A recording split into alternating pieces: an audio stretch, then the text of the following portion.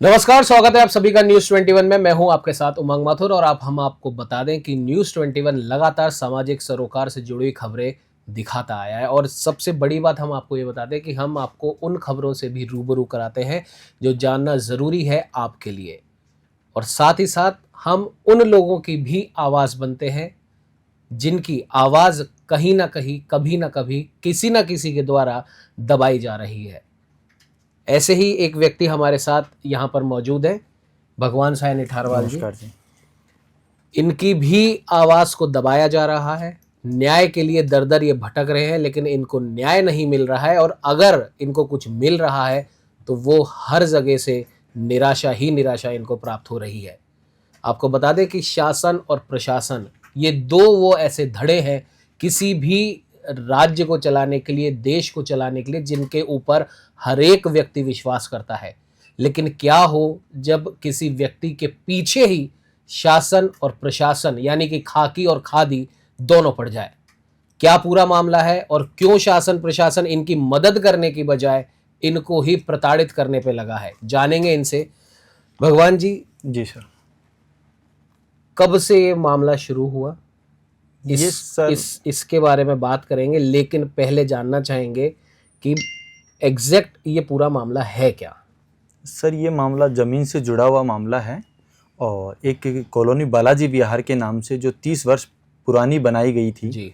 और 15 वर्ष से लगातार वहाँ पे लोग रह रहे हैं। पूरी कॉलोनी डेवलप है, रोड, लाइट, पानी, सभी तरीके की सुविधाएं वहाँ है। कॉलोनी के अंदर विकास समिति बनी हुई है, रजिस्टर्ड कॉलोनी है, रजिस्टर्ड विकास समिति है वहाँ पे। और उसी को लेके एक पुराने काश्तकार ने आके एक एफआईआर दर्ज करवाई है, जिसके अंदर वो कह रहे हैं कि ये कॉलोनी हमारे द्वारा बेची नहीं गई है।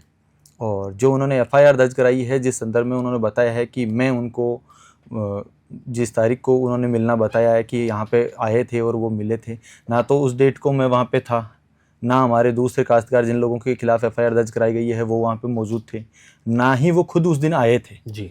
एक झूठी तारीख मनगढ़ंत बना के और उन्होंने एक एफआईआर दर्ज करवा दी। और सोसाइटी के कुछ पदाधिकारी हैं, उनका नाम लिया गया, जबकि सोसाइटी वालों को बहलाने और बरगलाने के अलावा कुछ ऐसा कोई लेना देना भगवान नहीं साहब उन जी, लोगों का। मैं बीच में आपको इंटरप्ट कर रहा हूँ। मैं जानना चाह रहा हूँ कि वो काश्तकार का अगर आप नाम ले सकते हैं तो उनका नाम भी आप लीजिए, और उनकी वर्तमान में उम्र क्या है इस समय? जी, जो काश्तकार है वो जो मूल काश्तकार थे उनके पुत्र हैं पारस कुमार जी। जी। वो वही आके इस तरीके का ये सब कुछ उन्होंने एफआईआर दर्ज करवाई है। वो भी कभी नहीं आए आज तक, कभी 30 वर्षों के अंदर उन्होंने सिंगल एफआईआर दर्ज नहीं करवाई। इस समय उनकी उम्र क्या होगी अंदाजन? अभी उनकी उम्र करीब 70 वर्ष के अप्रोक्स है। जी। तो यानी कि 70 वर्ष के वो हैं और बात हाँ, कर रहे हैं 70-72 वर्ष के हैं। लगभग 70 मान लेते हाँ हैं, जी। और 30 साल पहले की, यानी कि जब वो 40 साल के होंगे। हाँ जी, तभी उनके पिताजी ने ये जमीन बेच दी थी, कॉलोनी कट गई थी जी। और विकास समिति के जो कोषाध्यक्ष थे श्रीमान बाल सिंह जी के थ्रू ये जमीन बेची गई थी। और बेचने के बाद में इसमें विकास समिति का गठन भी हुआ था और कॉलोनी बना दी गई थी। सभी लोगों को पट्टे आवंटित कर दिए गए थे, कुछ पट्टे मेरे भी थे उसके अंदर। और उसके बाद में ये एफआईआर, अब उन्होंने एक सिंगल एफआईआर दर्ज करवाई है। आज तक इतने वर्षों में कभी कोई एक सिंगल एफआईआर दर्ज नहीं हुई है। मेरे ही कुछ लोग थे मिलने वाले, जो लोगों ने उनको जाके बरगलाया है, जो पुराने टाइम पे मेरे ऑफिस में भी काम करते थे वो लोग, उन लोगों ने जाके उनको बरगलाया है। उसके दरमियान जब ये सारी बातें हुई है तो वो एफआईआर दर्ज उसने करवाई है। इसका मतलब हम ये मान सकते हैं भगवान साहब जी कि आपको परेशान करने के लिए, अगर वाकई में उनका उस जमीन पे जिसकी वो बात कर रहे हैं, जो आपने बताया कि उन्होंने एफआईआर करवाई आपके खिलाफ, अगर तो वो उनकी है तो 30 साल तक वो कर क्या रहे थे? पहली चीज, ये सवाल बहुत कॉमन सा सवाल है। और अगर किसी की भी जमीन होती है, जो एक बिल्कुल नॉर्मल हम बात करें, किसी की भी मालिकाना हक की जमीन है, तो 30 साल तो छोड़िए, वो शायद मेरे हिसाब से 2 महीने 3 महीने भी शायद उसे खाली ना एक दिन भी नहीं रुकते हैं, एक दिन भी नहीं रुकता है। और वो कुछ ना कुछ वो अपना खुद का वहां पर कोई नींव खुदवा देता है, कोई बाउंड्री वॉल लगा देता है। लेकिन जैसा कि आपने बताया और आपसे बात करने से पहले जो हमने तस्वीरों में भी देखा, वहाँ तो बहुत बड़े बड़े निर्माण हो रखे हैं, वहाँ फार्म हाउस बने हुए हैं, करोड़ों रुपए के फार्म हाउस और होटल रिसोर्ट वहाँ बने हुए हैं, मकान बने हुए हैं, फैमिलीज वहाँ पे रह रही है, लोगों के लाइट और बिजली के कनेक्शन वहाँ पे है। इन्होंने 5 अगस्त को पहले जेडीए में शिकायत करके इस कॉलोनी को तुड़वा दिया, जिसके अंदर कुछ बाउंड्रीज को और इस तरीके का जेडीए ने वहाँ पर नुकसान किया। और उसके बाद ही मुझे पता लगता है कि एक एफआईआर भी दर्ज करवाई गई है। उससे पहले तो मुझे पता भी नहीं था कि एफआईआर भी दर्ज हुई है। और इसके अंदर जो ये सब कुछ पारेश कुमार जी कभी जाके उन्होंने कोई एफआईआर दर्ज नहीं करवाई आज तक। कुछ लोग थे जो मेरे पास काम करते थे, पुराने लोग थे, उन लोगों ने उनके साथ मिलकर ये सब कुछ करवा रहे हैं। और पुलिस के कुछ आला अधिकारी लोग हैं, कुछ राजनीति से जुड़े हुए लोग हैं जिनके पास आजकल उनका ज़्यादा आना जाना है। और उसके बाद में क्या है कि एफआईआर दर्ज होती है। एफआईआर दर्ज होने के बाद में हम जब डॉक्यूमेंट्स जमा करवाने जाते हैं, हमारे सिर्फ पुलिस वाले डॉक्यूमेंट्स ही कलेक्ट नहीं करते। क्या आपने भी क्रॉस एफआईआर कराने की कोशिश की? हाँ, मैंने क्रॉस एफआईआर भी दर्ज करवाई है उनके खिलाफ। और मैंने एसएचओ साहब के यहाँ पर जामडोली मैंने सूचना दी है, मैंने वहाँ पे भी एफआईआर दर्ज करवाई, लेकिन उस पर कोई कार्रवाई नहीं हुई। मैंने डीसीपी साहब को भी सूचित किया, मैंने वहाँ पे भी कंप्लेंट भेजी है, मैंने एसीपी साहब को भी कंप्लेंट भेजी है, मैंने एडिशनल एसपी साहब को भी कंप्लेंट भेजी है। वो दिखा सकते हैं आप? और मैंने डीजीपी साहब को भी कंप्लेंट भेजी है जी। या कोई आपके इस केस से संबंधित कोई डॉक्यूमेंट्स अगर आप हमें दिखाना चाहें तो? सर, इसमें देखिए कि पहले तो सबसे पहले मैं ये एफआईआर दिखाना चाहता हूँ कि जो एफआईआर दर्ज हुई है मेरे खिलाफ, ये कि एफआईआर उन्होंने दर्ज करवाई है, इसके अंदर ही साफ साफ लिखा हुआ है कि उच्च अधिकारियों के आदेश पे पुलिस सहायक निदेशक एक बार मैं चाहूंगा एक बार इसको आप थोड़ा ऐसे कैमरे के सामने एक बार दिखा दें। जी। उच्च अधिकारियों के कहने पर ये एफआईआर की जांच लक्ष्मी सुथार एसीपी साहब को दी गई है। उच्च अधिकारियों के कहने उच्च अधिकारियों के कहने पे जांच भी उच्च अधिकारियों को ही दी गई है। लेकिन ये जो प्रकरण है इस तरीके के तो कानोता थाना, जामडोली थाने के अंदर करीब करीब 50 एफआईआर दर्ज होती है हर साल। हाँ, वही मेरा अगला सवाल भी यही था कि क्या इतना बड़ा कोई प्रकरण है कि पहली बात तो उच्च अधिकारियों ने इसमें इंटरफेयर किया और उसके बाद उनके कहने पे जांच एक अधिकारी लेवल की रैंक उनको आरएएस अधिकारी को दी गई है। क्या इतना बड़ा मामला है आपका? सर, ऐसा कोई मामला नहीं है। जो नॉर्मली वहाँ पे जो कॉलोनियाँ कटती है, सोसाइटियाँ हमेशा काश्तकार के नाम ही रहती है, खातेदारी तो, और सोसाइटियाँ पट्टे जारी करती है उसके ऊपर। और जिस तरीके की एफआईआर मेरे ऊपर दर्ज हुई है, इस तरीके की कानोता थाना और जामडोली थाने के अंदर हर साल करीब करीब 50 मुकदमे इस तरीके के दर्ज होते हैं, जिसमें 2 पीढ़ी 3 पीढ़ी बाद में या 1 पीढ़ी बाद में बेटे पोते आते हैं और वो ये बताते हैं कि हमारे पिताजी ने कभी जमीन ही नहीं बेची जी, इन्होंने ये कॉलोनी काट दी, झूठी कॉलोनी काट दी। तो इस तरीके ये नॉर्मल सी चीज़ है। जयपुर शहर के अंदर कुछ वर्षों में रेटें बढ़ जाती हैं और रेटें भी कई गुना बढ़ जाती हैं। तो उसके बाद में क्या है कि इस तरीके की ये सारी चीज़ें लेके आते हैं। और तो जिसने एफआईआर की है पारेश कुमार शर्मा ने, वो तो इस जमीन के अंदर उनके खुद के प्लॉट्स हैं जी, उनकी खुद की करीब करीब आज की तारीख में 5 से 6 करोड़ रुपए की जमीन इसी कॉलोनी के अंदर उन्होंने विकास समिति से पट्टे ले रखे हैं। अच्छा, मतलब जो आपके खिलाफ शिकायत कर रहे हैं, जिन्होंने कभी जमीन नहीं बेची, हाँ, उनके खुद के भी इसके अंदर प्लॉट के पट्टे हैं जी। और वो कहते हैं जी हमने कभी कॉलोनी नहीं बेची। उनके पूरे परिवार के प्लॉट के पट्टे हैं इसके अंदर। करीब 6000 गज जमीन के प्लॉटों के पट्टे बने हुए हैं, जो जिस कीमत में जब जमीन बेची गई थी उससे भी कई गुना ज्यादा की जो अभी रखी गई है वो उस जमीन की कीमत है। लेकिन उनके एक लालच आ गया है और कुछ लोग उनके साथ लग गए हैं। किस टाइप के लोग हैं? जैसा आपकी हमारे से बात हुई, राजनीतिक लोग भी हैं, पुलिस के कुछ लोग हैं, उच्च अधिकारी, और कुछ क्रिमिनल और हिस्ट्री शीटर लोग हैं। जो ये चीजें सामने आ रही है कि मैं देख रहा हूँ बार बार कि हम भी एसीपी ऑफिस जा रहे हैं जी, हमारे डॉक्यूमेंट्स के लिए, तो वहां पे ACP office, Adarsh Nagar ACP office अब एसीपी ऑफिस नहीं रहा सर, वो चाय की दुकान हो गई है जी। वहां पे हिस्ट्री शीटर टाइप के लोग और वहां पे जो क्रिमिनल माइंड के लोग हैं जिनके ऊपर ऑलरेडी 2-2 दर्जन मुकदमे दर्ज हैं, 1-1 दर्जन, वो दिन भर वहां बैठ के चाय पानी पीते हैं। तो जब हिस्ट्री शीटर वहां बैठे रहेंगे, जब क्रिमिनल लोग और भूमाफिया वहां बैठे रहेंगे, हमारी जांच कहाँ होगी? हमारी जांच के अंदर जो बयान करवा रहे हैं सामने से, जो लोगों को बहला रहे हैं, फुर्गला रहे हैं, वो सारे लोग तो कोई ना कोई क्रिमिनल रिकॉर्ड है उनके और वो लोग फंसे हुए हैं। और कुछ लोग हैं जो राजनीति से जुड़े हुए लोग हैं और वो संत हैं, अपने आप को कहने के लिए तो है राजनीति से जुड़े हुए, लेकिन वो है भूमाफिया।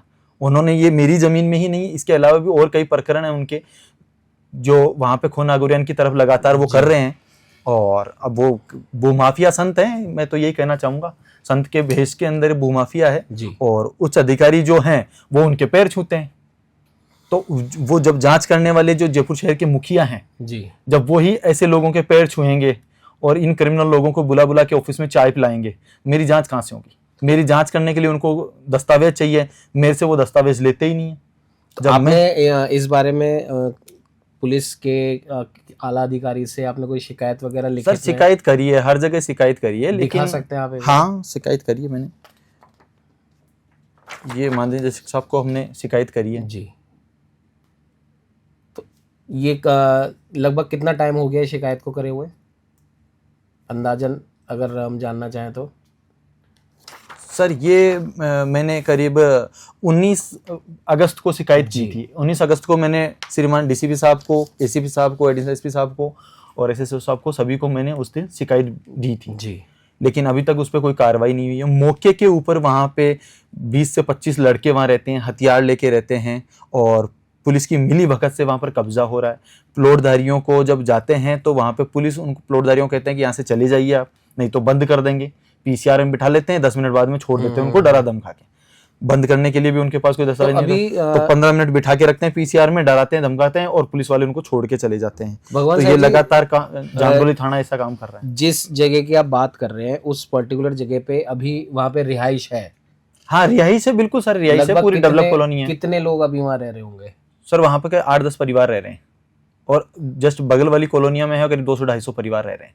मतलब लमसम हम 300-400 का आंकड़ा ले सकते हैं? हाँ सर 400 प्लॉट कंप्लीट बिके हुए हैं और वहाँ पे काफी सारे फैमिलीज और काफी सारे परिवार रह रहे हैं। एग्जैक्ट आंकड़ा तो मैं नहीं बता सकता कि कितने लोग वहाँ पे रह रहे हैं, लेकिन काफी लोग हैं जो वहाँ पे अभी अपना निवास स्थान वहाँ पर कर रहे हैं, अपना निवास कर रहे हैं। तो इसका मतलब जो व्यक्ति आपके बारे में शिकायत कर रहा है, अगर उसकी शिकायत को 1% अगर सही मान ले तो सिर्फ आप ही नहीं वहाँ रहने वाले 200-300 लोग उस अकेले व्यक्ति के साथ फ्रॉड कर रहे हैं इस हिसाब से तो। और ऐसा पॉसिबल कैसे हो सकता है कि एक व्यक्ति जो इस समय करीब 65 से 70 साल का है, 30 साल बाद उसे ये ध्यान आता है कि मेरी फला जगह ज़मीन है और वहाँ पर रह 200 से 300 लोग हैं अप्रॉक्सीमेटली, लेकिन वो शिकायत सिर्फ एक ही व्यक्ति के खिलाफ करता है। सर इसमें एक चीज़ ये भी है, मैं बताना चाहूँगा, माफ़ी चाहता हूँ, जो शिकायत करता है उसका इसी ज़मीन के जस्ट बगल में जी खुद की ढानी बनी हुई है। अच्छा, वो 300 मीटर के ऊपर ही ढानी बना के उनका पूरा परिवार, वो लोग वहाँ पे भी रहते हैं। तो 30 साल में उनको इस जमीन से उनका जो घर है वो करीब 7 किलोमीटर की दूरी पे रामगंज में ही है। खोजियों का मंदिर रामगंज में उनका घर है, तो वो वहाँ पे रहते हैं। तो 7 किलोमीटर दूर रहने वाला व्यक्ति इतने वर्षों तक कभी क्या तकलीफ थी? चलो और एक वो बार तो हमेशा आते रहते थे, जाते रहते थे, उनके प्लॉट थे वहाँ पे, मैं वही कह रहा हूं, कॉलोनी में आते, कभी कभी कोई विवाद नहीं रहा, कभी एक सिंगल एफआईआर नहीं की आज दिन तक। इतने वर्ष के बाद में उन्होंने एफआईआर दर्ज कराई। मैं वही कह रहा हूँ भगवान साहब जी की 7 किलोमीटर घर है, 300 मीटर दूर पे उनकी धाणी बनी हुई है जी। तो इन 30 सालों में चलो एक बार कोई मान ले 7 किलोमीटर वाला तो क्या पता किस वजह से वहां नहीं आया सपोज, लेकिन जो 300 मीटर दूर रह रहे हैं उनको दिख नहीं रहा था 30 सालों में क्या हो रहा है? वो तो बिल्कुल सर सामने ही है एक्चुअली में, कि वहां से यहाँ तक बिल्कुल साफ विजुअलिटी है, वहां से दिखाई देता है अपने सामने। मैं वही कह रहा हूँ। और हमेशा उनका आना जाना रहा है, उनके फैमिली के लोगों का आना जाना रहा है, क्योंकि उनके खुद के भी तो प्लॉट है इस कॉलोनी के अंदर। उस पे भी निर्माण तो हुआ ही होगा, बाउंड्रीज वगैरह बना रखी है उन्होंने। हाँ बाउंड्रीज बना रखी है और पक्के मकान उन्होंने नहीं बनाए हैं, बाउंड्रीज उन्होंने बना रखी है वहाँ पे। एक भगवान साहब जी मैं देख रहा हूँ एक कोई सहकारी समिति का कुछ ये सर मेरा खुद के नाम की प्रॉपर्टी है जी, जो मेरा खुद का पट्टा है, जो मेरे को आवंटित किया गया है समिति की तरफ से। इस पे भी डेट में देख रहा हूँ करीब सर ये 1997 की। हाँ 1997 का है सर जी। सर ये 30 साल पहले ही कॉलोनी कट चुकी है जी और पूरी कॉलोनी डेवलप है आज की तारीख में। तो 1997 में आपके नाम पे वो भी सरकारी कागज है ये? हाँ, और ये इनके पिताजी ने, सीताराम जी ने खुद ने सोसाइटी के अंदर सरेंडर कर दी थी जी, और सरेंडर के ये सारे डॉक्यूमेंट्स और दस्तावेज हैं। और यही दस्तावेज जो आप शिकायत करने गए हैं, आपकी शिकायत पर इन्हीं दस्तावेजों की शायद जरूरत पड़ती है और यही दस्तावेज वो नहीं ले रहे हैं आपसे। ये दस्तावेज सर जब हम देने जाते हैं तो वो हमसे नहीं लेते हैं, लेकिन वो अलग अलग बॉडी से अपने डॉक्यूमेंट्स कलेक्ट करने की कोशिश कर रहे हैं, मेरे खिलाफ वो एविडेंस जुटाने की कोशिश कर रहे हैं, मेरे को किस तरीके से उलझाया जा सके इस केस और इस प्रकरण में, क्योंकि उनके पास कोई पर्याप्त सबूत नहीं मिल रहे। तो वो क्या करते हैं, लगातार मुझे पुलिस की धमकियां दी जा रही है, पुलिस को बार बार रेड कर रही है मेरे घर पे। जब पुलिस जाती है सिर्फ देखने के हिसाब से जाती है, अरेस्ट करने के हिसाब से कभी नहीं जाती है जी। वो जाती है कि बस उनको भय बना रहा है कि पुलिस आ रही है, तो डराते हैं वहां जाते हैं।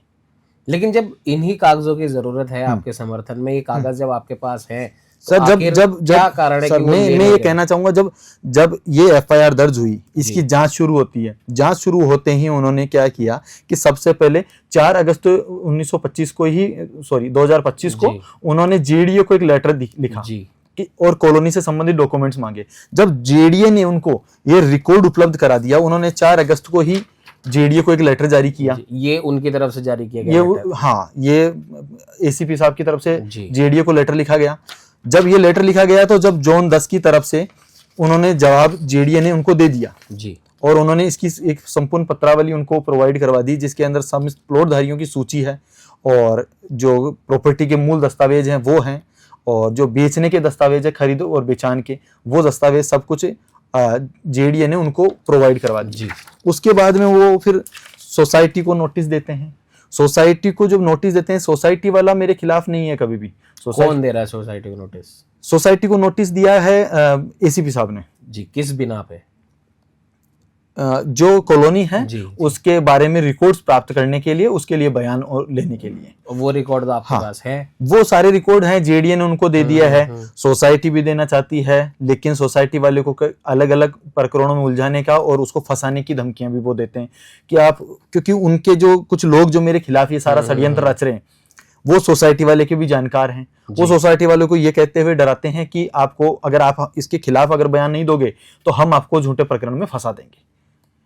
तो आखिर उसके छोटे बच्चे हैं, वो बुजुर्ग आदमी हैं, उसको फंसाने के लिए कोशिश करते हैं छाजूराम जी को, और उनको फंसाने के लिए क्या है कि बार बार धमकियां देकर उनसे गलत तरीके के बयान देने की कोशिश कर रहे हैं। आखिर वो कौन लोग उनके हैं? नाम पर झूठे बयान खुद बना बना के कोरियर कर रहे हैं।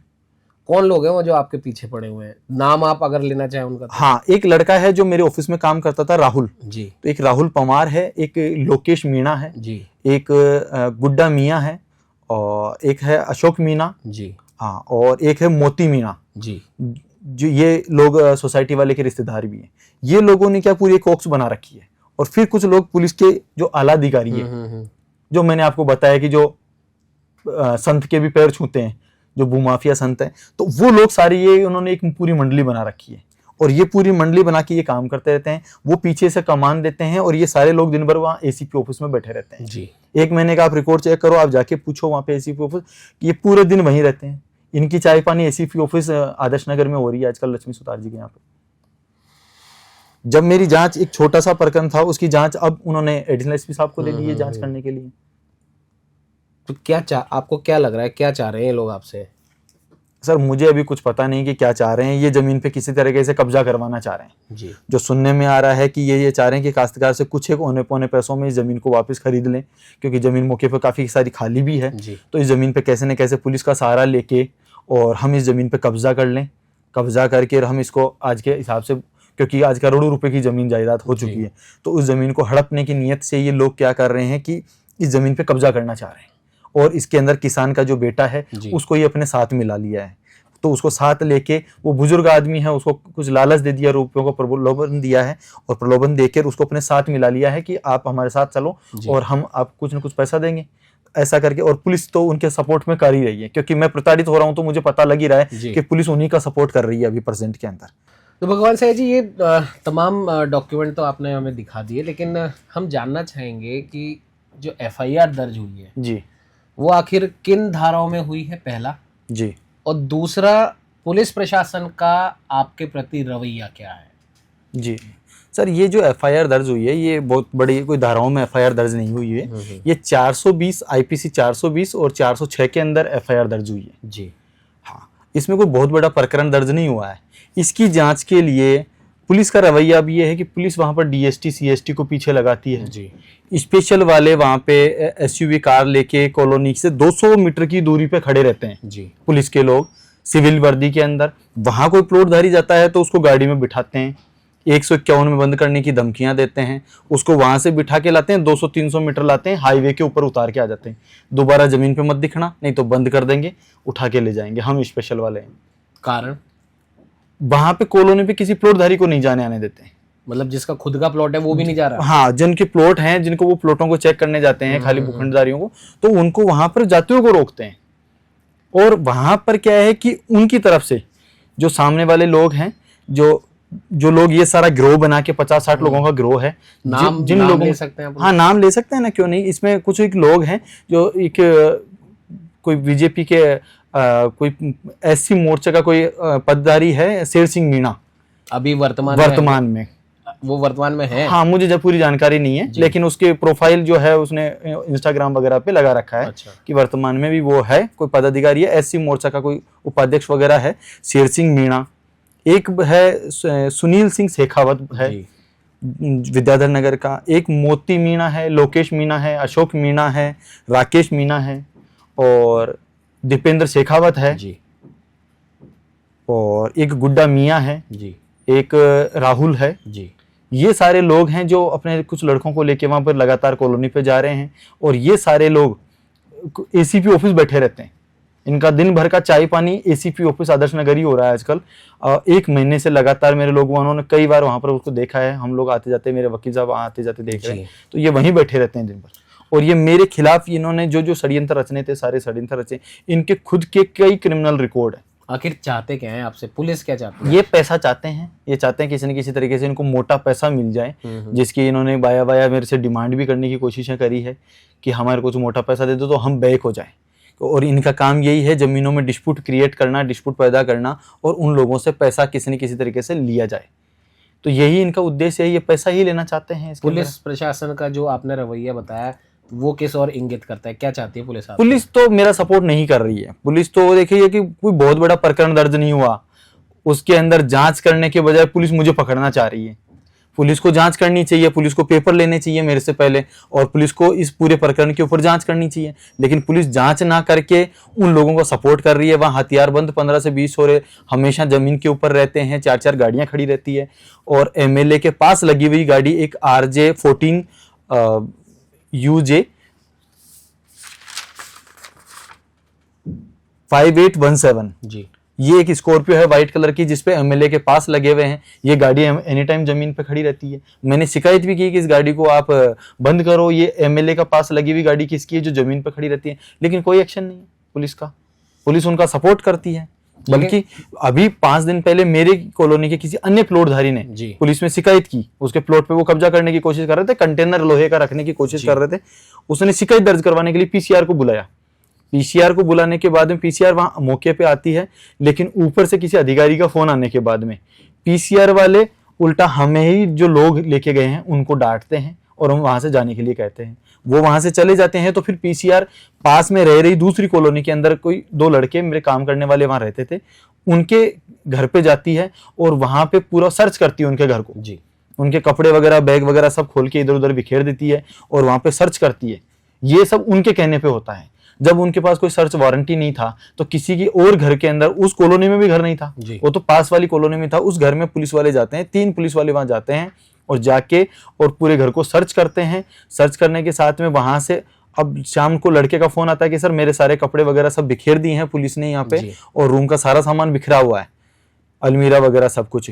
मैं कि ठीक है कोई नहीं, मैं बात करूंगा कल। लेकिन उसका फिर लड़के का फोन आता है रात को कि सर मेरे को यहाँ पे मेरा चार्जर और ईयरबड्स नहीं मिल रहे। पुलिस ने सर्च किया लेकिन साथ में वो ईयरबड्स और चार्जर भी निकाल ले गए रूम में से। पुलिस के अलावा तो कोई आया ही नहीं, चोर तो आया नहीं था वहां, पुलिस ने ही रूम को सारा बिखेरा है। और पुलिस वाले वहां से एक चार्जर जैसी चीज और एक ईयरबड्स जैसी चीज लड़के की लेके चले गए। फिर वाकई में रवैया बहुत, हम कह सकते हैं कि पुलिस की जो छवि है उसके बिल्कुल विपरीत है। लेकिन जिस हिसाब से भगवान साहब जी आपने बताया आपके लिए, खुद के लिए और भी जो वहाँ पे प्लॉटधारी हैं, कि किस प्रकार से वहाँ पे जो गुंडे किस्म के जो लोग हैं वो वहाँ खड़े रहते हैं। और जैसा कि आपने बताया कि पुलिस की भी कोई गाड़ी वहाँ पर खड़ी रहती है, प्लॉटधारियों को वहाँ जाने वो सर जमीन से 200 मीटर की दूरी पे पुलिस की गाड़ी एनी टाइम स्पेशल वालों के खड़ी रखते हैं। अब वो किसके आदेश से है और स्पेशल वाले डीएसटी वाले क्यों जा रहे हैं वहाँ पे और वो 200 मीटर की दूरी पे क्यों खड़े रहते हैं वहाँ पे, ये तो ये भी एक सोचने की बात है। ऐसा तो जिस हिसाब से हमने सुना है, जो आप बता रहे हैं आपके साथ में और वहाँ पे और जो प्लॉटधारी हैं उनके साथ में इस प्रकार की जो चीज़ें हो रही हैं, वो तो कोई बहुत बड़ा कोई क्रिमिनल हो, कोई आतंकवादी हो या कोई ऐसा कोई व्यक्ति हो जिसे सरकार प्रशासन बहुत, हम कह सकते हैं कि ढूंढ रहा हो कि पता नहीं अगर वो बाहर होगा तो उसके बाहर रहने से समाज को, राज्य को, देश को न जाने क्या खतरा है। इस प्रकार का रवैया है। सर मेरी छवि धूमिल करने की कोशिश कर रहे हैं, ये किसी तरीके से प्रेशर बनाना चाह रहे हैं कि कैसे न कैसे मोटा पैसा लिया जाए और मेरी छवि खराब करने के लिए इस तरीके के सारी जो कर रहे हैं ये पुलिस प्रशासन को अपने साथ मिला के। लेकिन ये चीज़ें जो भी हो रही है, मेरी इस एफआईआर के ऊपर तो ये सब कुछ नहीं हो सकता। मेरे अलावा इस एफआईआर के अलावा तो कोई मेरा प्रकरण पेंडिंग है नहीं, वहाँ पे कोई मुकदमा है नहीं। और सिंपल से 420 406 की एक एफआईआर आईपीसी की धारा के तहत उसकी जांच कर लो सब। उसमें जांच करने का एफआईआर इसलिए हुई है कि इसकी जांच की जाए, जी। लेकिन वो तो पकड़ने के लिए दौड़ रहे हैं। तो क्या उनकी जांच कंप्लीट हो गई? मेरे से तो डॉक्यूमेंट्स नहीं लिए उन्होंने, बता। और डॉक्यूमेंट्स में जेडी ने तो डॉक्यूमेंट्स दे दिए, फिर क्या जांच बाकी रह गई? कॉलोनी तो कटी थी और मौके पे है, प्लॉटधारी है वहां पे। उस जमीन के अंदर कई लोगों ने लोन ले रखा है, कई सालों से लोन है, करोड़ों रुपए के लोन है, 2-2.5 करोड़ रुपए का भी लोन है एक फार्म पे, एक 75 लाख रुपए का लोन है जो आज से करीब 4 से 5 वर्ष पहले लिया गया था। तो जो बैंकों के लोन चल रहे हैं प्लॉटों के ऊपर, प्रॉपर्टी के ऊपर, तो ये इस तरीके की आज एकदम से आके इस तरीके के क्यों रवैया अपना रहे हैं? जब और कोर्ट से मुझे आदेश मिला हुआ है उपयोग उपभोग में किसी तरीके की कोई बाधा उत्पन्न नहीं करे, 2-2 कोर्टों से मेरे पास ऑर्डर है, उसकी भी अवहेलना की जा रही है पुलिस के थ्रू, और पुलिस फिर भी मेरी कोई मदद नहीं कर रही है और उन लोगों के साथ मिलके वहां पर लगातार कब्जा करवाने की कोशिश कर रही है और उन लोगों को वहां पे पुलिस प्रोटेक्शन भी दिया जा रहा है, साइड से पुलिस उनकी मदद करती है लगातार।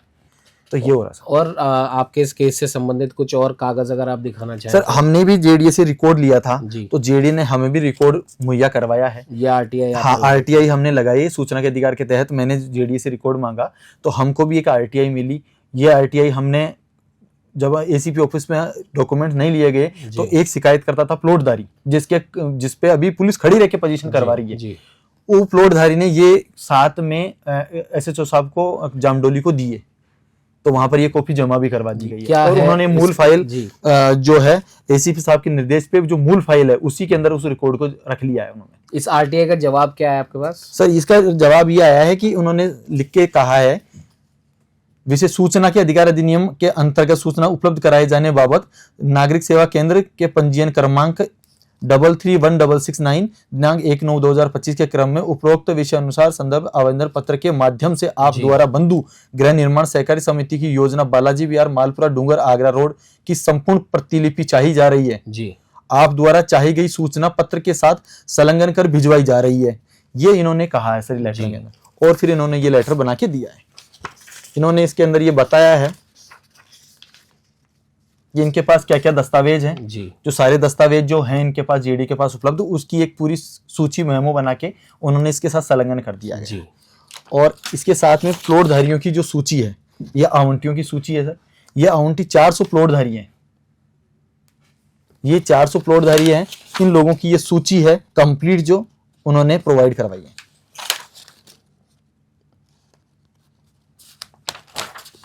तो जब ये जो सूची है, ये जो इन्फॉर्मेशन है, जब आप निकाल सकते हैं आरटीआई के द्वारा और यही आपके केस को और मजबूत बनाएंगे, तो जहाँ पे पुलिस में आपने एफआईआर वगैरह कराने की कोशिश की? सर, एफआईआर करवाने की कोशिश की है, लेकिन हमारे जो हमने रिपोर्ट्स दी है ना, उस पर कोई कार्रवाई नहीं हो रही है जी। इवन वो तो जेडी का मैंने जो ऑर्डर ले रखे हैं कोर्ट से, तो मैंने बस्सी डीजे कोर्ट से ऑर्डर करवा रखा है, इसके स्टे ले रखा है जी। उसको पुलिस नहीं मान रही है। स्टे होने के बावजूद वो उन लोगों को कब्जा करवाने के लिए काम कर रहे हैं लगातार। वहाँ पे शेर सिंह मीणा के कुछ लोग हैं और वो वहाँ पर कब्जा कर रहे हैं, और ये जो मैंने बाकी लोगों के नाम भी लिए हैं, ये सारे लोग वहाँ पे क्या कब्जा करने का काम कर रहे हैं। और वहाँ पर करीब करीब 15 से 20 लोग एनी टाइम जमीन में हथियार लेके रहते हैं। 7 से 8 गाड़ियाँ वहाँ पे घूमती रहती हैं उनकी, स्कॉर्पियो वगैरह, जिसपे विधायक के पास लगे हुए हैं। वो गाड़ियाँ आजकल जमीन पे कब्जा करने का काम कर रही हैं, जिन पे विधायक के पास लगे हुए हैं स्कॉर्पियो पे, तो वो गाड़ियाँ वहाँ पे घूम रही है लगातार। मेरे पास जयपुर महानगर से भी ऑर्डर हैं, जयपुर महानगर का भी ऑर्डर करवा रखा है, जिसके अंदर इनको पाबंद किया पूरी जमीन के अंदर उपयोग उपभोग में बाधा कार्य करने नहीं बाबत ऑर्डर है मेरे पास कि प्लॉटधारियों किसी तरह का उपयोग उपभोग में बाधा कार्य नहीं करे। लेकिन फिर भी पुलिस कोई सुनवाई नहीं कर रही है, मतलब पुलिस तो मेरे से कागज ही नहीं लेना चाह रही है। मेरे तो डॉक्यूमेंट्स, जब मैं डॉक्यूमेंट्स देता हूं तो मेरे से डॉक्यूमेंट ले नहीं रहे, गुमराह कर रहे हैं। और जब ऊपर कहीं शिकायत करते हैं, कहीं से कोई पूछताछ के लिए फोन आता है, तो उनको कहते हैं कि किसी तरह का कोई रिकॉर्ड उपलब्ध नहीं हुआ और पार्टी ने किसी तरह का कोई रिकॉर्ड नहीं दिया। तो ये कह के ऊपर ये सूचनाएं पहुंचाते हैं, जबकि मैं रिकॉर्ड दे रहा हूं तो वो ले ही नहीं रहे। मेरे पास वो रिकॉर्ड है, रिकॉर्ड तो उनको जेडी नहीं दे दिया, मेरे से क्या रिकॉर्ड लेंगे। तो आपने मुख्यमंत्री लेवल पे या फिर जो हमारे कमिश्नर साहब हैं बीजू जॉर्ज साहब, उन तक शिकायत करने की कोशिश करी? नहीं, मैंने अभी सीएम साहब के यहाँ पे और जोसेफ साहब के यहाँ पे शिकायत नहीं करी है, जी। लेकिन कुछ उच्च अधिकारी हैं जो जुड़े हुए हैं उन लोगों से, और वहां तक मेरे खिलाफ कुछ शिकायतें हुई है, ये मुझे पता है। जी। तो वो मेरा नाम ले लेके और गलत इन्फॉर्मेशन उन तक पहुंचा रहे हैं, जिसमें नाम मेरा लिया जा रहा है। जी। कुछ रिकॉर्डिंग्स भेजी गई है जो मेरी नहीं है, लेकिन ये कह रहे हैं कि मैंने कही गई है। तो ऐसा उन्होंने बार बार कहा है, जबकि वो रिकॉर्डिंग्स वगैरह मेरी नहीं है। मेरे को कहा गया कि आप यहाँ थे, ये कहा था, मैं वहां ना तो था ना मैंने कुछ कहा। लेकिन अब ये कौन कर रहा है, क्योंकि मैं खुद नहीं मिला उनसे कभी भी पर्सनली जाके, जब नहीं मिला तो मैं ना मिला। ठीक। तो आपने देखा ये थे हमारे साथ भगवान साय निठारवाल जी, और बालाजी विहार सुमेल जो इलाका है वहाँ का ये पूरा मामला था। इनके पास इनकी जो खुद की ज़मीन है उसके पूरे कागज़ इनके पास मौजूद हैं। अभी इन्होंने दिखाया 1997 का एक रिकॉर्ड है, और इनके अलावा वहाँ पर करीब 200 से 300 लोग, हो सकता है ज़्यादा भी हो, लेकिन करीब करीब इतने लोग वहाँ पर अभी रह रहे हैं, जिनकी लिस्ट भी आरटीआई लगा के जेडीए से निकाल ली गई, जो वहाँ पे पट्टाधारी हैं। उन तमाम लोगों की 300-400 लोगों के पट्टे की एक एक लिस्ट भी जेडीए के द्वारा इन्होंने निकलवा ली है। एफआईआर इन्होंने कराई, लेकिन उस एफआईआर पर कोई कार्रवाई नहीं हो रही है। एक थाने में नहीं, 2-2 थानों में इन्होंने एफआईआर कराई है, और लगभग पुलिस के हर एक वरिष्ठ अधिकारी से ये मिल चुके हैं, लेकिन उसके बाद भी इन पर किसी भी प्रकार की राहत मिलती अभी दिखाई नहीं दे रही है। जाहिर सी बात है, भगवान साय जी शासन से, प्रशासन से, खाकी और खादी से सिर्फ यही चाहते हैं कि अगर मैं दोषी हूं तो आप मुझे दंड दीजिए, लेकिन अगर मैं दोषी नहीं हूं तो एक दोषी जैसा व्यवहार मेरे साथ क्यों किया जा रहा है। कई कई दिनों तक ये अपने घर नहीं जा पाते हैं, क्योंकि इनके घर पे भी गुंडे तैनात कर दिए गए हैं।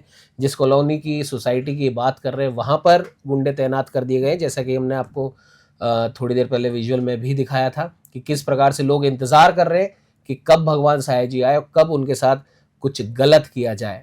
और इनके साथ तो किया जाए वो अलग, बल्कि वहाँ पे जो ऑलरेडी लोग रह रहे हैं उनको भी डराया धमकाया जा रहा है, इनके खिलाफ उन्हें बरगलाया जा रहा है। तो उन तमाम लोगों को भी, जो भी लोग हमारे इस प्रोग्राम को देख रहे हैं, जो वहाँ पर रहते हैं, जिनके पास में उस सोसाइटी का पट्टा है, वो भी ये देख लें, क्योंकि आपके नाम के भी पट्टे जेडीए के द्वारा निकाल लिए गए हैं। तो आपको भी किसी से डरने की ज़रूरत नहीं है, किसी के झांसे में आने की ज़रूरत नहीं है, क्योंकि भूमाफिया टाइप के जो लोग होते हैं वो अपना मतलब सीधा होने के बाद वो किसी को पूछते नहीं है, किसी को कुछ समझते नहीं है। तो उनके झांसे में ना आए, और आप भी भगवान साय जी की इस लड़ाई में इनका साथ दें, क्योंकि हो सकता है अभी तो ये अकेले लड़ रहे हैं, जब आप सब लोग इनके साथ हो जाएंगे तो वो कहते हैं ना, हमारे बड़े बुजुर्ग भी कह के गए कि संगठन में शक्ति होती है। आप इनके साथ लगिए, इनके साथ जुड़िए, क्योंकि आज ये परेशान हो रहे हैं, कल को क्या पता यही सारी परेशानी आपके भी दरवाजे पे दस्तक दे दे। तो बने रहिए हमारे साथ, मिलेंगे किसी ऐसी ही एक और हस्ती के साथ में, सुनेंगे उनकी भी परेशानी और कोशिश करेंगे उनके परेशानी का हल हमारे एक छोटे से प्रयास से जरूर हो। तब तक दीजिए इजाजत, नमस्कार।